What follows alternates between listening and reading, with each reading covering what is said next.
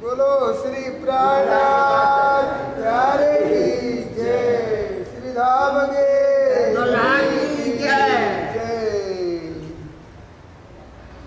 ए बलनर संग होत है ले मसाला इतका प्राथे की नविदा रूह कहे नाजुबा पहुँचे शब्द बका नाजुबा पहुँचे शब्द बका जो अरवा होए अर्थ की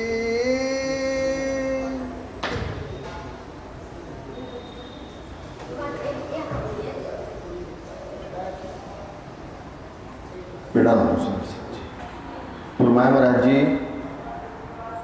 फरमाए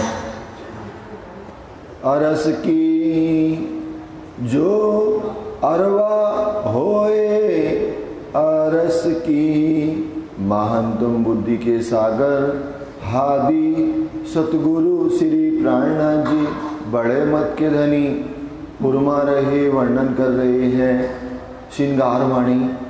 श्रृंगार वाणी में प्रकरण चल रहा खुले अंग छवि छाती। हे सुंदर साथ जी, हे ब्रह्मंगनाओं, कल हमारा वर्णन चला हुआ था। श्री इंद्रावती जी वर्णन करती हैं कि हमारे धाम दूल्हा की छाती की शोभा क्या है, कैसे धनी की गौर रंग की छाती और छाती के पहले पिया की कैसे कोमल पतली कमर इश्कमयी। दोनों पांसुलियों का वर्णन किया, बगलों का वर्णन किया कि पांसुली कैसे फूल की पाखुड़ियों के समान अनंत शोभा से युक्त। हे सुंदर साजी, जो अखंड परम धाम की ब्रह्म प्रिया है, ब्रह्मंगना है, पिया की पांसुली पेट अति कोमल अति नरम, उस आनंद से उस सुंदरता से एक किन के लिए भी अपने को जुदा नहीं करती है। फिर वर्णन किया कि ये दुनिया के मसाले से वर्णन कर रहे हैं, लेकिन अखंड परम धाम में क्या है? अखंड परम धाम शब्दातीत है। इन झूठी जुबान से धनी के पेट का, कमर का या पांसुलियों का वर्णन नहीं हो पा रहा है। क्यों? लेकिन अब इंद्रावती जी वर्णन कर रही हैं इन माया के शब्दों से। और अखंड परम धाम में वर्णन क्यों नहीं हो पा रहा? क्योंकि वहाँ चार चीजें नहीं हैं। क्या?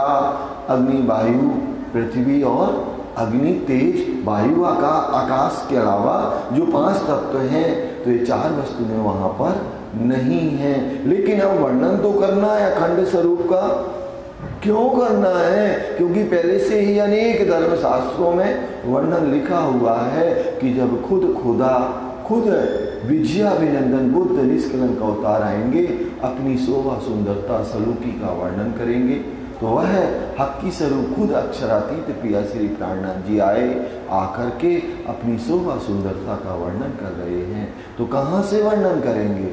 जो यहाँ मसाला होगा, क्योंकि उसकी कोई उपमा तो है ही नहीं। दुनिया में कोई उसका उपमा भी नहीं दे सकते कि पिया की, हमारे दूल्हा की कमर कैसी है, हमारे सुहान का हृदय कमल छाती कैसी है, ये दुनिया में कोई मसाला भी नहीं है। लेकिन अब वर्णन करना है तो इत का मसाला लेकर के पिया श्री प्राणनाथ जी वर्णन करते हैं। फिर आज का वर्णन है, जो कोई हो अरवा रस की, जो अखंड परम धाम की निस्वती अंगी अंग, जो ब्रह्म प्रिया ब्रह्मांगना है, सो की जो इलमा सबुरा। तो ये सुंदर साथ जी इल्म के द्वारा वही सहूर करेगी, दुनिया नहीं करेगी। ये मार्फत की भी मार्फत वाणी है। क्या? श्रृंगार वाणी। सुंदर साथ जी, ये जो चार वाणी मार्फती कही गई, खिलवत, परिक्रमा, सागर, श्रृंगार, तो ये सुंदर साथ जी ये मार्फत की भी मार्फत वाणी है, जिनकी निस्वत है, जो अखंड परम धाम की अरवा आशिक है, वही ब्रह्म ज्ञान के द्वारा सहूर करेगी और वो शोभा उसको नजर आएगी। वाणी में कहते श्रृंगार वाणी में कि जो कोई अरवा रस की ताके हृदय सूरत निमक न न्यारी हो सके महबूब की मूरत। जो कोई अरवा रस की ब्रह्मंगना होगी उसके ही दिल में अखंड स्वरूप अपने दूल्हा अपने प्रीतम अपने वल्हा की शोभा समाहित होगी दिल में।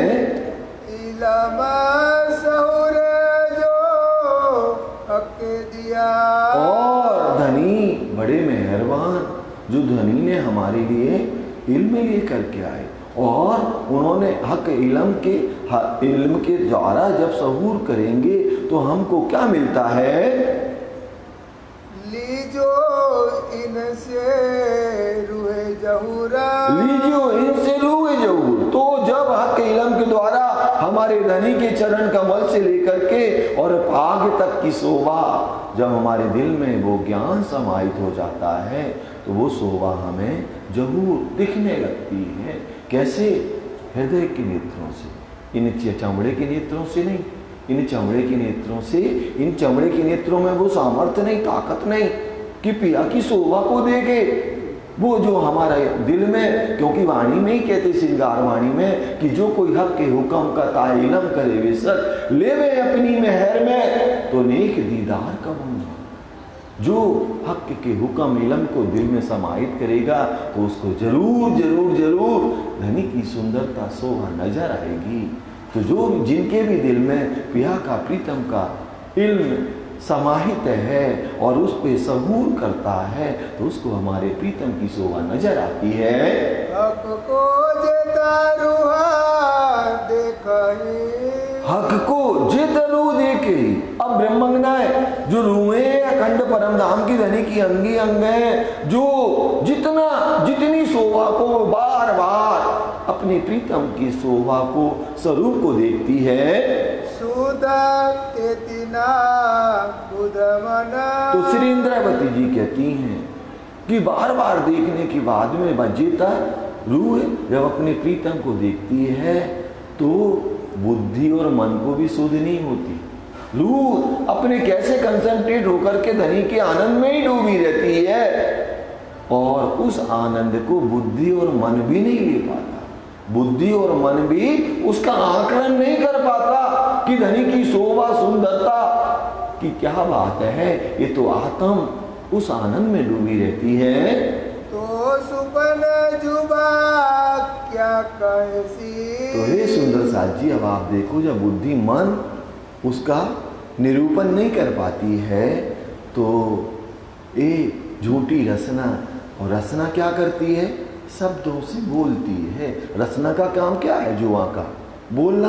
तो जब बुद्धि और मन उसका निरूपण नहीं कर पाती है पिया की अखंड शोभा का, तो मतलब शब्दाती शोभा का, तो ये रचना उसका क्या बयान करेगी? अंगा हक बका वर्णन। अंग हक बका वर्णन है हमारे पिया के जो अंग हैं और अखंड परम धाम क्या जो हमारा प्रीतम है, दूल्हा है, उसका क्या बयान होगा। कहने के लिए चरण कमल अति कोमल उज्ज्वल लालिमा से युक्त, तली में मिहीन मिहीन रेखाएं, मध्य में लाम, एड़ी डार्क ललामी लिए हुए, एड़ी से चरण कमलों के किनारे का हिस्से में माहुर की जगह अनेक नगों की जैसे चित्रकारी आई है।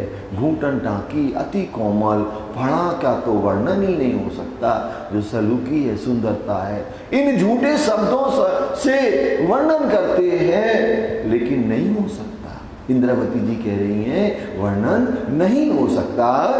नरम नाजुका पेट पासली। हमारे प्रीतम की पेट और पांसुली नरम, अति कोमल, नरम पांसुली की शोभा पाखुड़ियों के समान अति कोमल है। जब रूह पिया के पेट को स्पर्श करती है तो इस दुनिया के भाव से कोमल कहना पड़ेगा, नरम, लेकिन उससे भी करोड़ गुना ज्यादा। ये सुंदर साथ जी, अब देखें आप प्रकाश गुजराती के अंदर आप देखें, प्रकाश गुजराती में श्री इंद्रावती जी ने अपने प्रीतम के गुणों को गिना हुआ है। गुणों को गिना हुआ है तो कितना समय लगा? इंद्रावती जी कहती हैं और पिया के गुण कितने हैं? अनंत हैं, शब्दातीत है, पदार्थ हैं।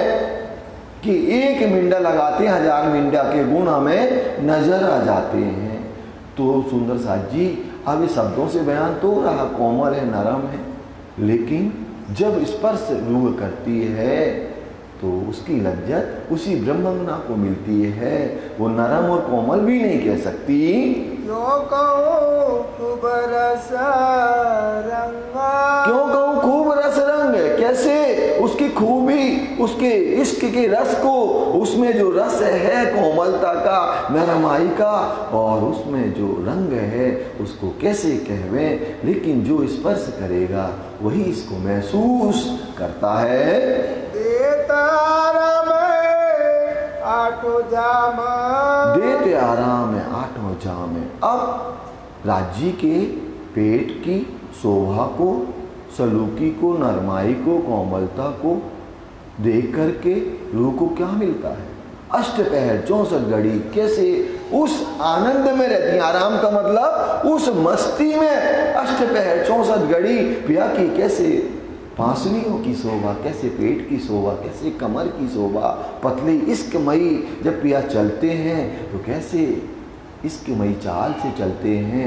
रूहें स्तब्ध हो जाती हैं उस शोभा को देख करके कि पिया की वह जो सुंदर सी लटकनी मटकनी चाल है उसको ही मैं देखती रहूं, ऐसे वहीं स्तब्ध हो जाती हैं। अष्टपहर 64 घड़ी वो इश्क में घर के रहती हैं। हक बका अरस अंग, हक बका अरस अंग, हक राज्य बका खंड परम धाम के जो अंगों की शोभा है वो अष्टपहर 64 घड़ी उन अंगों में ही डूबी रहती हैं। क्योंकि पिया के हर अंगों से क्या हमें मिलता है? इश्क मिलता है। इश्क क्या मतलब क्या सुंदर साथ जी? जिनसे हम मतलब पूर्ण समर्पित हो जावे। पिया चलते हैं तो उनकी चाल हमें मनमुग्ध कर देती है। पिया मीठी मीठी रसना से बोलते हैं तो लगता है पिया की बातों को केवल श्रवणी करते रहे। पिया के जब इत्र से भीगे घुंघराले केस, ठंडी ठंडी शीतल शीतल पवन जब स्पर्श करती है केसों को पिया के श्याम रंग के घुंघराले, तो जब वो उड़ते हैं ना तो इतनी अनंत शोभा लगती है प्रीतम की। तो उस पिया के अंगों में, पिया के स्पर्शता में ही ब्रह्मंगना अष्टपहर 64 घड़ी घर के रहती है। छाती निरखो हक की, छाती निरखो हक की, प्रीतम की छाती कैसी है? गौर, उज्ज्वल गौर, ऐसे गौर रंग की हमारी पिया की छाती, चौड़ी छाती पिया की, जिनमें गंजान गंज इश्क मेहर कृपा के सागर उफान लेते हुए किसके लिए? अपनी ब्रह्मंगनाओं के लिए। तो ब्रह्म कैसे हमारे दूल्हा की छाती चौड़ी, तो जब हम उनको निरखते हैं तो गोरे अति उज्ज्वल, तो वो छाती कैसी है? गौर, उज्ज्वल गौर, उज्ज्वल गौर रंग की पिया की छाती की शोभा। और उस छाती में पिया के जो सागर उमड़ते हैं रूहों को सुख देने के लिए, तो कौन देखता है? जो उनकी अंगी अंग हैं कि पिया के हृदय कमल में तो इसके मेहर कृपा ही गंजान गंज सागर समाहित हैं। देखा हैड़ा खूब खुशहाली, देखे हैड़ा खूब खुशहाली, पिया के हृदय कमल में जो अनंत खूब खुशहाली, जो रूहों के ऊपर अनंत मेहर कृपा करते हैं, तो हैड़ा को ब्रह्मंगनाएं देखती हैं। तो सुंदर साथ जी इसीलिए मोमिने को दिल को क्या कहा गया? अर्श कहा गया, क्योंकि वो धनी की सुंदरता से, शोभा से, स्वरूप से, सलूकी से एक खिन के लिए भी जुदा नहीं होती हैं। तो मोमिनों के दिल में कौन विराजमान होते हैं? राज्जी महाराज। इसीलिए मोमिनी को दिल को अर्श कहा गया। ऊपर तले अर्श ना कहा, अर्श कहा मोमिन कलू। तो मोमिनों के दिल में कैसे धनी की शोभा, धनी विराजमान होते हैं। जिन देखा अबे सुंदर साजी, ये ब्रह्मंगनाओ श्री इंद्रावती जी कह रही हैं कि जिन देखा हक हैड़ा, जिनके ऊपर राज्य की मेहर कृपा हुई हो और जिन्होंने मेहर कृपा के द्वारा धनी के हेड़े को, हृदय कमल को देखा होवे तो क्यों नजर फेरे तरफ और, क्यों नजर फेरे तरफ और है, उसकी नजर कहीं लगेगी। जिसके दिल में राज्य का हृदय कमल की शोभा नजर आती हो या हृदय कमल जिन्होंने देखा हो, उसकी कहीं नजर लगेगी? नहीं लगेगी। ये सुंदर साजी करना दीदार हक का मोमिनो नहीं ताम, मोमिनों की तो ताम चाहना ही है कि प्रीतम के दर्शन करें, एक खिन के लिए भी प्रीतम से जुदा ना हो। और फिर हृदय कमल तो और विशेष है सुंदर साजी, जिन्होंने धनी के हृदय कमल को देखा हो उनकी नजर कहीं और लग ही नहीं सकती।